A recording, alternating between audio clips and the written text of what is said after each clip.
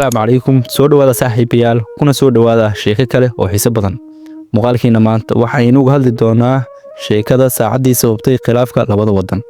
waa qisal yaab leh oo dhex martay madaxweynayaashii dalalka Ciraaq iyo Masar balse ugu horeyntii ugu soo biir oo ka mid noqo asxaabta nagu xiran si aad uga bogato barnaamijyada aan halkan ku soo gudbino haddaba saaxiibayaal horaantii bishii July sanadii 1990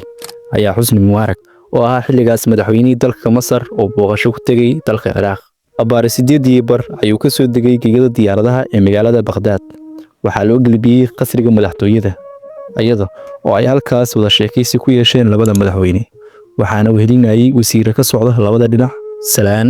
iyo socod waraysi kadib Xusni Mubaarak waxa uu bilaabay in uu su'aalo ku boobo madaxweynihii oo martida u yahay Saddam Hussein markaad qaab su'aaleedkiisa u fiirsatana wuxuu u muuqday inuu yahay nin la soo dirsaday su'aalaha uu weydiiyay waxay u badnaayeen noocyada hubka ay Ciraaq haysato iyo awoodda dalkaasi inta ay gaarsiisan tahay su'aasha ugu daran waxa ay ahayd waa maxay sirta kugu qarsoon ee aad kala hortagi karto Israa'iil oo aad cultihiin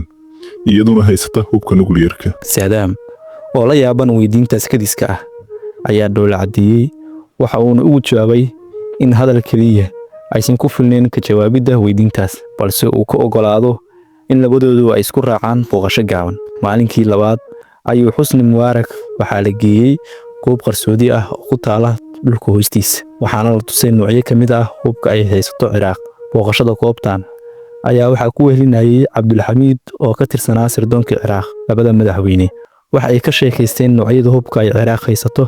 wuxuuna Saddam ku yiri Xusni Mubaarak ma ahan ayaga oo qura cidda haysta hubka nukliyeerka oo ula jeeda Israa'iil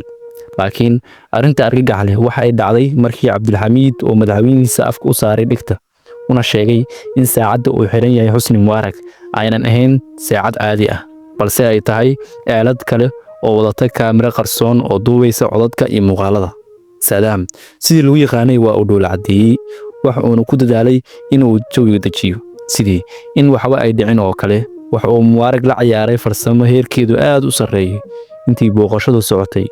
ayuu Saddam wuxuu ku taliyay in labada madaxweyne ay saacadaha isweydaarsadaan si ay xasuus uga reebtaan kulankooda taariikhiga ah wuxuuna ku guuleystay talaabadaas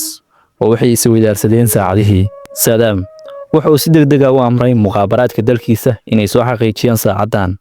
waxaana isla markiiba cadaatay inay tahay aalad waxduubta oo ay sirdoonku adeegsadaan waxaana laga dhaxlay qaar kamid ah muuqaaladii ay kaamiradu duubtay intii Mubaarak oo sadalka ka bixin ayuu Saddam qabtay shirkii jaraa'id ee caadiga ahaa kaas oo uu hadlayay booqashada dhigiisa uga yimid Masaarida hadal jeedintii uu kula hadlayay warbaahinta asagoo uu garab taagan yahay Xusni Mubaarak wuxuuna ku daray erayo sarbeeb ah oo ku sheegayo dariiqooyinka uu cadawga adeegsado iyo sida ay halista u yihiin waxa kale uu sheegay in dhexdooda lagu jiro Mubaarak markii uu ku laabtay Masar cilaaqaadka Qaahira iyo Baghdad waa uu xumaaday waxa uu ku sigtay in xiriirka isku jiraan labada wadan sabab ka dhalatay saacadii Mubaarak ee la kashfay awgeed Xusni Mubaarak waxa uu qabtay shir jaraa'id kaas oo ku jeediyay hadalkiisa caanka ahaa ee ah aniga ayaa indhahayga saaray hubka nukliyeerka ee Ciraaq laakiin ma garan karo meesha uu ka yimid iyo halka uu ku dambeeyay Mareykanka iyo xulufadiisa reer galbeedka markii ay ku duulayeen Ciraaq waxyaabaha ay ugu marmarsiiyeen waxaa kamid ahaa haysashada hubka nukliyeerka ee sida xun wax u gumaada uuna marqaati u yahay Xusni Mubaarak haddaba saaxiibayaal guud ahaanba sheekadeeni halkaas ayaynu ku simeynaa haddaad la soo gaartay ilaa iyo dhamaadka ka mid noqo asxaabta nagu xir السلام عليكم